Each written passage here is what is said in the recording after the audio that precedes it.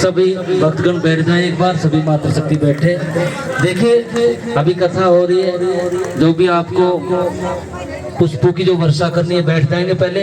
अरे मेरी मैया बैठ जाओ, हे भगवान, अरे बैठ जाओ बहन एक बार, दीदी बैठ जाएंगे एक बार। कलाकारों को अपना काम करने दीजिएगा एक बार, कथा अभी विराम नहीं हुई है, बैठ जाएंगे एक बार, कथा आरंभ हो रही है। बड़े भाव से जयकारा लगाएंगे। बोलिए बाबा हरदेवाजी महाराज की। तो सभी भक्तगण कथा श्रवण करेंगे, इसके बाद माता जी बैठ जाए एक बार। सभी श्री सुदामा जी का भी सम्मान करेंगे, सभी उनका चरणों का पूजन करेंगे, लेकिन पहले कथा श्रवण कीजिए। बोलिए भाग्य बिहारी लाल की जय, बोलिए सुदामा जी महाराज की जय। और देखिए मैया, वर्णन किया जाता है कि तब सुदामा जी महाराज द्वारिकाधीश भगवान के संग पधारते हैं राजमहल में। अब वहां पधारे भगवान ने स्वयं तो उन्हें अपने सिंहासन पर बैठाया और वे नीचे की ओर बैठे। सुदामा जी महाराज के लिए माता रुक्मिणी ने विचार किया कि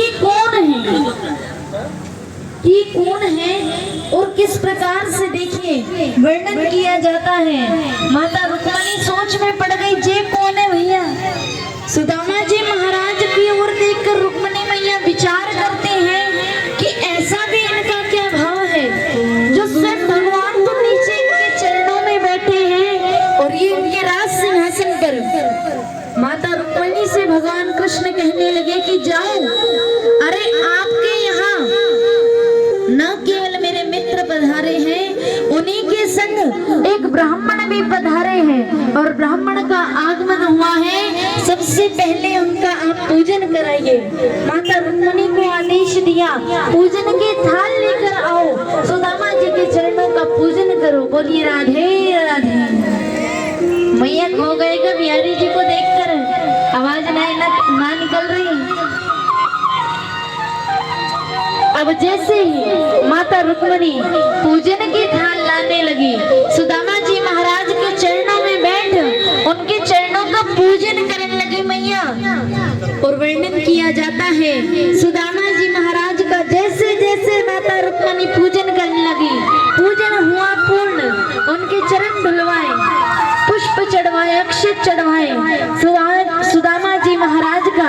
अब जैसे ही उनका पूजन कराते हैं ना मैया, तो भगवान कृष्ण कहने लगे, आप इनके पैर छूकर ने आशीर्वाद लीजिए। और अपनी सभी रानियों को बोलते हैं, तो आइए आप सभी भी, आपको नहीं कह रहे मैया, ठाकुर जी कह रहे हैं अपनी रानियन से, कभी मैया हमारी सबरी आ जाए तो अपनी रानियन से कहने लगी मैया कि आइए आप सभी और सुदामा जी महाराज से आशीर्वाद प्राप्त कीजिए। बोली राधे राधे। सुदामा जी महाराज के लिए अब कहा जाता है मैया कि सुदामा जी महाराज अब मन में विचार करने लगे कि भाई महाराज है अर्जे तो छलिया है, अब होगी इनकी 4-5 रानियां। मैया विचार करके देखिए, पहले तो अष्टपट रानियों ने सुदामा जी महाराज के चरण छुए, उनसे आशीर्वाद लिया। और अब मैया 16,100 रानियां तब सुदामा जी महाराज के तब चरणों में धूप लगाने लगी, उनसे आशीर्वाद लेने लगी। सुदामा जी महाराज तो यहीं करके बैठ गए, जितने अन्य आशीर्वाद लेना हो आ जाओ और ले जाओ। बोलिए सुदामा जी महाराज की।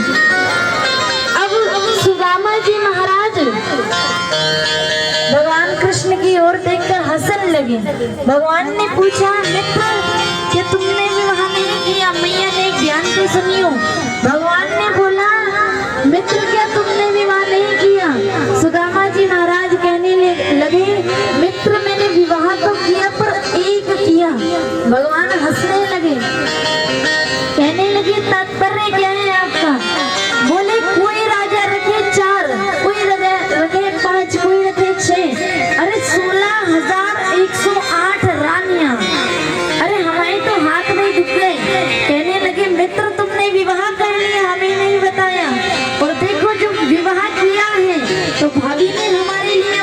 भी कुछ भेजा होगा। सुदामा जी महाराज चुप है गए। भगवान सब जानते तो थे पर देखने लगे सुदामा जी का क्या भाव है। बोली राधे राधे। सुदामा जी महाराज ठाकुर जी की ओर देखकर उनके पूरे महल की ओर देखते हैं। उनकी रानियां वहां पर उनके सम्मुख वहां खड़ी हैं। अब उन्हें देखकर और बगल में विराजमान साक्षात ठाकुर जी सोचने लगे अरे इतने बड़े महाराज हैं ये।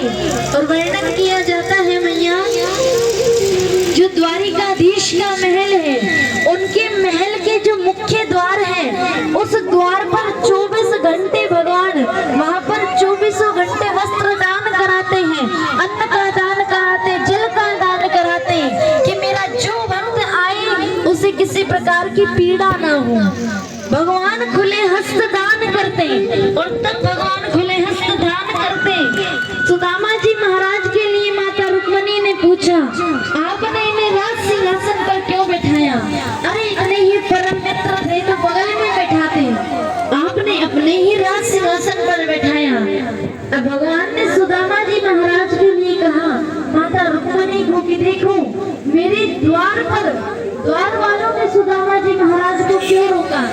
जानते हैं मैया जो मुख्य द्वार है वहां पर सुदामा जी महाराज ने देखा कि भगवान ने भंडारे खुलवाए हैं, भंडारे हो रहे हैं बड़े बड़े, वस्त्र का दान हो रहा, जल का, अन्न का, प्रत्येक दान भगवान के द्वार पर हो रहे हैं। जो भक्त आए वही लेकर जाए। सुदामा जी महाराज उन दान की ओर ना देखकर वो चाहते तो पहले भोजन ग्रहण करते, नए वस्त्र धारण करते, चरणों में पादुकाएं धारण करते, परंतु उनका ऐसा भाव नहीं था। वो पहले मुझसे मिलने आए, मेरे ही पास आए। सुदामा जी महाराज कहने लगे, सुदामा जी महाराज से कहने लगे भगवान कि बताओ मित्र क्या भाभी ने कुछ नहीं भेजा हमारे लिए? सुदामा जी महाराज ने सोचा अगर ये पोटली इन्हें दिख गई तो ये लेकर मानेगी। वो चुपके से नीचे से छुपाने लगे। अब जैसे ही छुपाई ना मैया भगवान की नजर पड़ गई पोटली में। जब तक नहीं हिलाई, जब तक नहीं भगवान ने तब देखा। भगवान की टेढ़ी नजर तो है। भगवान ने कहा बोले कछु ना, बोले कहा बोले ना, अरे वो मेरा सामान है हम क्यों दे आपको? सुदामा जी महाराज से कहने लगे भगवान अरे तू भी तो मेरा है, तेरा सामान ऐसे कैसे मेरा नहीं होगा? सुदामा जी महाराज कहने लगे दिखाओ मुझको कहाँ है? सुदामा जी महाराज ने थोड़ी देर तो द्वारिका नगरी की भाषा बोली अरे नहीं भगवान कुछ नहीं है, नहीं महाराज कुछ नहीं है, नहीं मित्र। अंत में सुदामा जी महाराज भी कहने लगे अरे लाला तुमको समझना है, अरे हमें कुछ होना है। सुदामा जी महाराज ने जैसे ही ब्रज भाषा बोली, ब्रज की भाषा को सुनकर भगवान के नेत्र सजल है गए। बोले ब्रज की भाषा सुने मुझको न जाने कितने वर्ष है गए, आज तो पधारा है मेरे ब्रज ते, बता ब्रजवासियों का हाल तो ठीक है, तू तो ठीक है, इतने वर्ष बाद तू पधारा है। भगवान ऐसी बातों में सुदामा जी महाराज को उलझा कर रखे और जैसे सुदामा जी महाराज को बातों में उलझा लिया, चुपके थे मैया नीचे थे, भगवान ने वो पोटली सुदामा जी महाराज से छीन ली। बोली सुदामा जी महाराज की जय हो। सुदामा जी महाराज ने पोटली छीन ली। सुदामा जी महाराज ने कहा लाला ये गलत बात है, तुमने छल किया है। बोले हमने कहा नाम का छल किया? बोले अपनी बात में फंसा के तुमने नीचे से पोटली माते छीन ली। भगवान कहने लगे अब जो मेरे काजे लाए हो तो मुझे देने में कैसी शर्म? सुदामा जी महाराज भगवान की प्रसन्नता को देखकर विलाप करने लगे कि देखो उनकी ओर देखकर सुदामा जी महाराज मन ही मन हर्षाने लगे। बोलते हैं कि देखो जो स्वर्ण की नगरी के राजा है, पूरी प्रजा को, पूरे संसार को खुले हस्त दान करता है, वो देखो कैसे कच्चे तंदुल को पाकर राजी हो रहा है, कैसे प्रसन्न हो रहा है, मानो कोई ठिकाना ना हो इनकी प्रसन्नता का। और मैया कहा जाता है कि सुदामा जी महाराज के लाए तंदुल को देखकर भगवान इतने प्रसन्न होते हैं कि वे उन कच्चे तंदुल को ही खाने लगे। खड़े होकर भगवान ने सुदामा जी महाराज को आश्वासन देते हुए कहा कि देखो ये तुम्हारे लिए केवल कच्चे तंदुल होंगे और मेरे लिए ये साधारण तंदुल नहीं। अरे मित्र, इन कच्चे 3 मुट्ठी तंदुल के बराबर ये पूर्ण संसार की मूल्यवान वस्तु भी फीकी है। और कहा जाता है मैया कि सुदामा जी महाराज के लाए चावल जैसे भगवान एक मुट्ठी भर ग्रहण करने लगते हैं, एक लोक की संपत्ति भगवान ने सुदामा जी महाराज के नाम कर दी। बोली राधे राधे। तालियां मत बजाना मैया, आज सुदामा जी महाराज का उद्धार हो रहा है। नेक बजा लो ताली। लाला बीत जाए तो क्या पता आपका भी उद्धार करते जाएंगे भगवान हमारे। जैसे दूसरी मुट्ठी तंदुल भर गए हैं, भगवान ग्रहण करने लगे। ग्रहण करते ही भगवान ने दूसरे लोक की संपत्ति भगवान ने सुदामा जी के नाम कर दी। तीसरी मुट्ठी जैसे खाने लगे, माता रुक्मणी ने हाथ पकड़ लिया। हाथ पकड़कर कहने लगी, रुकिए स्वामी, रुकिए नाथ, अरे इतने भी भक्त वत्सल मत होइए। अब क्या वैकुंठ लोक की संपत्ति भी सुदामा जी के नाम कर दोगे? माता रुक्मणी की बात सुनकर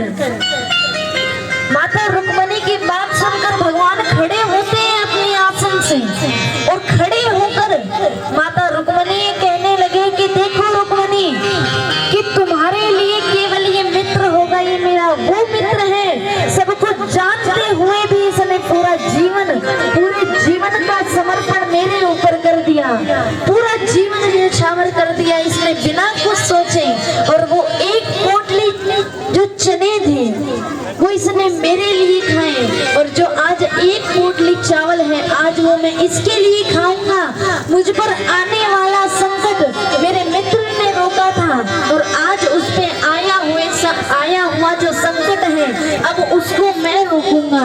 इसने मेरे लिए पूरा जीवन समर्पित कर दिया। तुम तो 3 लोक की बात करते हो, वैकुंठ लोक की बात करते हो। अगर मैं 3 लोक, 14 भवन, स्वर्ग लोक और पूर्ण ब्रह्मांड की संपत्ति भी सुदामा जी के आज नाम कर दूं तो वो भी कम पड़ेगा। बोली द्वारिकाधीश भगवान की, बोली सुदामा